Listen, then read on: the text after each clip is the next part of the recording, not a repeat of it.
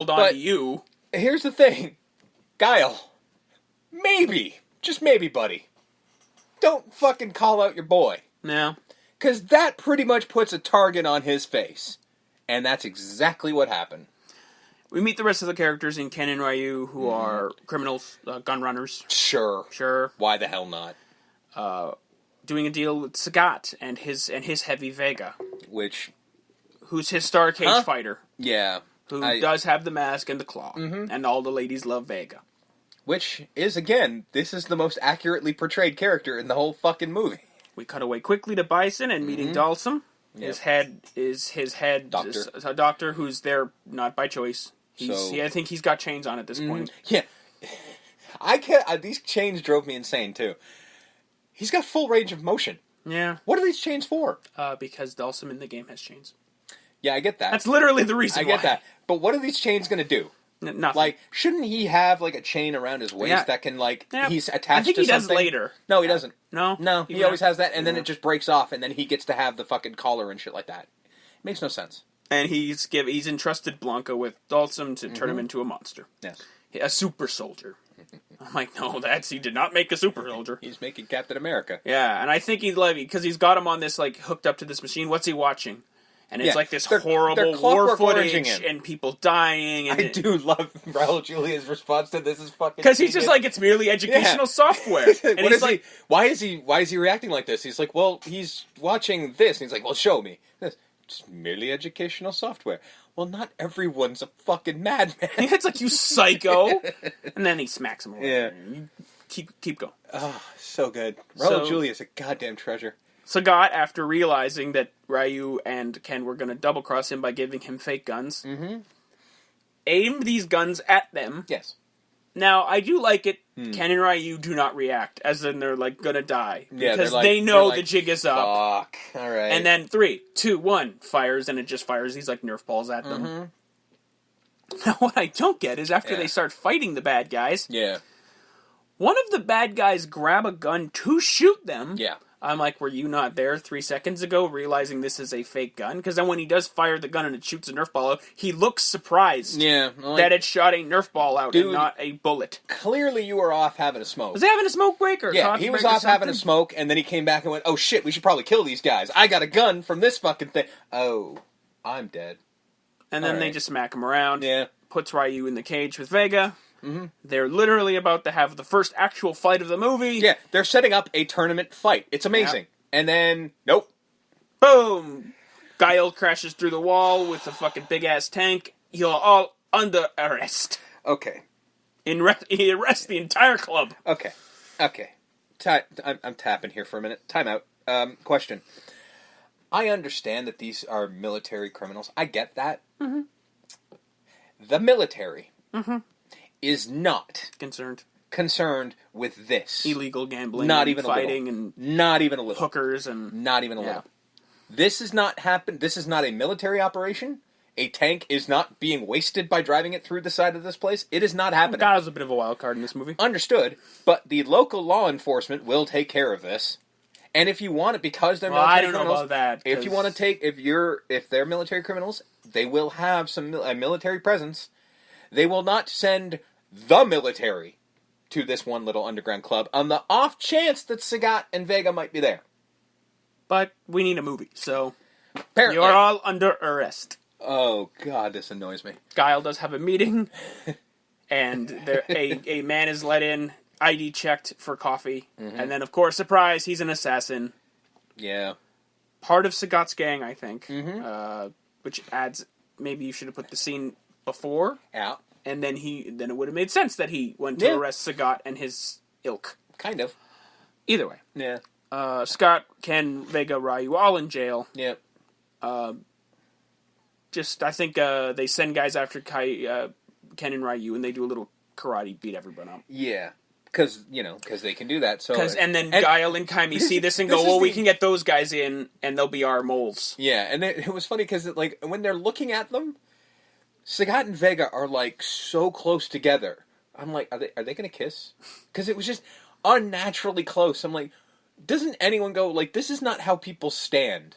Like, it just looked awkward, like it was going to be a love scene. I'm like, well, this might have made this movie a lot more interesting if Sagat and Vega were lovers, but I'm going to guess in 1994 that wasn't happening. But it just seems so awkward the way they're standing. I'm like, dude, back up like a step. You just look weird. But anyway. After we check in with Dulcim and Blanca, we get Guile basically guilt-tripping, and they do call it out that he's guilt-tripping them, Ken and Ryu, going, look at all these sick kids and these sick old people, and look at what Bison is doing to this place. Right? And he's just like, that's great, but we're not heroes, man. We're guys who are just trying to survive. But somehow, off-screen, it works, because they do a prison break. Yep. Well, because he says, you're getting out of here over my dead body. And I'm like, I see where we're going here. And during the prison break that they started by punching some guys out, they grab a gun off of T-Hawk. Yep. Although we don't know that's T-Hawk until much later in the movie. No, well, we don't know it's T-Hawk. Well, we don't know it's T-Hawk, but we know that he's like with them because when they were looking out the window, it was T-Hawk, Cammy, and Guile. So we knew he was like right there, like he's their second or third in command. Yeah, but we didn't know T-Hawk was T-Hawk from the game. No, but we knew he was close to Guile, so there's a chance that because I got to tell you, I haven't seen this movie in a long time, and I forgot T-Hawk was in this movie, and I was doing the notes, writing his name down, going, when the fuck is T-Hawk showing up? And then it wasn't until later on when he throws on the fucking headdress where I'm like, oh yeah, that's T-Hawk, isn't it? All right. So Guile is quote-unquote killed during the prison break. Yes. To the full effect of, like, them having the cameras over him, them draping his body. Mm-hmm. And, like, Chun-Li's crying. I'm like, you didn't know the guy. He's a bit of a dick to you. And yeah, like, there's no reason you should be upset. So Bison watches this, and again, is awesome. Because DJ's like, good, this is good, General. And he's like, no, I mourn. Okay. Like, okay. DJ, as much as I shit on him being here, he does have the best one-liners of the whole thing. His reactions are fantastic. I think ultimately that's why they have, because they want him to have a comic relief. Him and Zangief are not serious one iota. No. He has comic relief as his bad guys, as his henchmen. No, I agree. And Zangief, we'll get to him in a minute, but is just a national treasure. Because Bison's like, I wanted to fight him in combat, and of course kill him, but still. Which is weird because of what he does later on in the movie, which is proof that he didn't actually want that, but that's cool. So Chun-Li, the reporter, quote-unquote, sneaks in ninja style. The ninja fucking reporter. To getting secrets from the government? I don't know what her goal was. I don't know. Why she went into the morgue, I don't know. Because she did. And Colonel Guile's body's there. Yeah, he's just like, if you thought I was going to give you an interview when I was alive, I'm not going to do it while I'm dead. And I'm like, you just did. Body. Yeah. She like, okay. She did it, nothing. Like, literally, she was one step short of poking him with a stick. Yeah. And then she leaves his body. She looks a little sad, and then he fucking Undertaker rises up. And I'm like, why are you there? Mm-hmm. Why are you in the morgue? Yeah. Under a sheet? Yeah. You would not go that far. Is it for theatrics? Yes. Like you were gonna fucking spook someone? Motherfucker just needed a nap. That's all it was. Like, who are you doing this for? That's what I want to know. Is it to progress the film? Because then he speaks to Chun-Li going, yes, it was all an act. We got people on the inside now. Yeah, we got this. We're good. And then take her away. It's like, no, I can help you. It's like, no, take her away. No, you're worthless. Then she gets away by jumping out of a fucking window. Here's the thing. This makes T-Hawk and Cammy look like absolute bitches. Because she goes and they just sort of like chase after her so half-heartedly, and then she gets out the window and they're just like, that was bad. God damn it, you guys are worthless. They basically were like what they just by doing their arms going, nuts. Yeah, like, nuts. Like, they got such poochied out. Oh, so bad. We cut to the black market celebration. It's like a carnival. And General Bison would like you to fucking enjoy his fabulous food and drink while you shop at the black market. It's like, what the fuck am I looking at? And everyone's there. Vega's there. Sagat's there. Ryu, Ken and Ryu are there. Bison, Sagat. And we get Chun-Li, Balrog, and E Honda as the entertainment, a.k.a. the spies, sneaking in, doing a presentation, and she catches the eye of Bison because it's Ming-Na Wen in 1994. Dude. Ming-Na Wen now. Yeah. She has not aged a second, so fuck that. So, and she, like, gives him a wink, and she also notices Ken and Ryu. They're like, oh, fuck, they're here.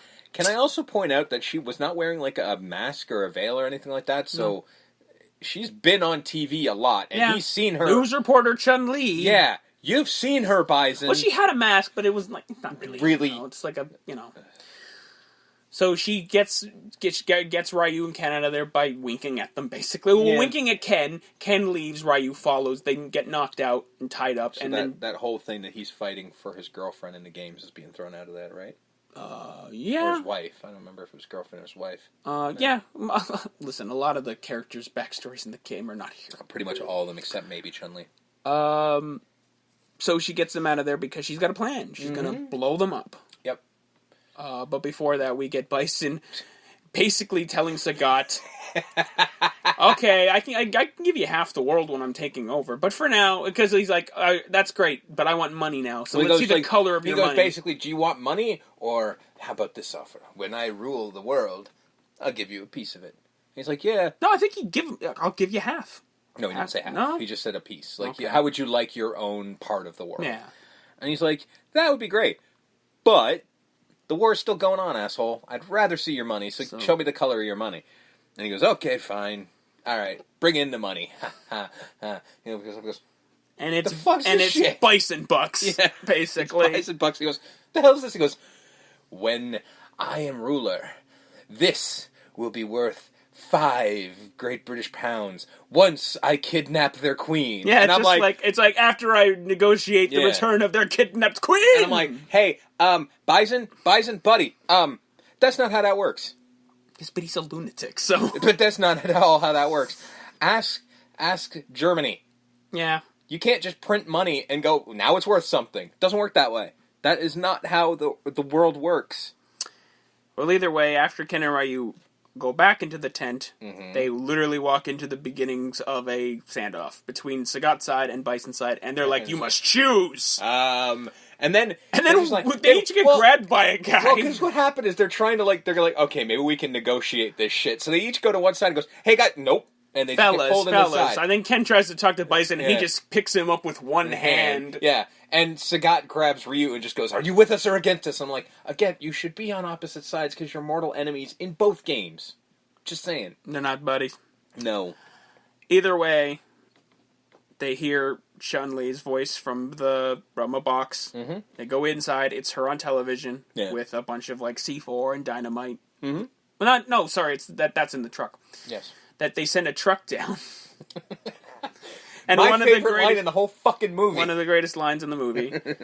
So they're watching it because they show Chun-Li going, "Hi boys, I'm blowing this shit up," and then they're watching it on TV as the truck is driving into them, and they're looking, and they look around. And all of a sudden, they see the truck coming. Yeah, and Zangief just goes, "Quick, change the channel." And DJ is the only one who does it. And he looks at him like, "What the fuck is wrong with you? You an idiot!" And then they run out.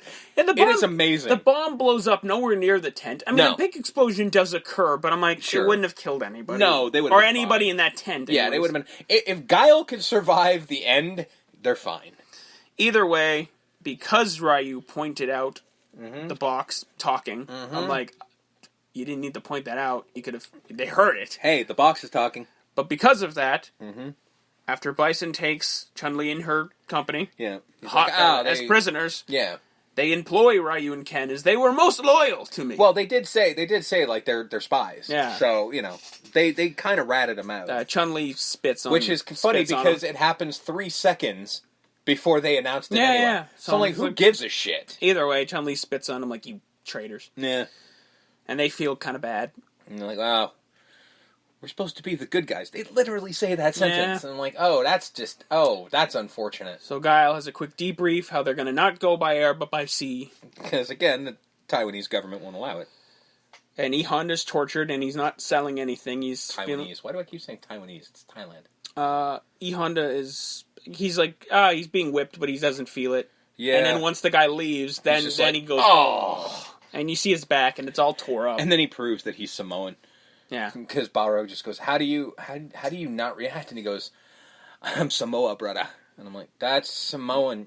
Or he says he's Sumo, brother. Yeah, he's Sumo, like, brother. That's Samoan, motherfucker.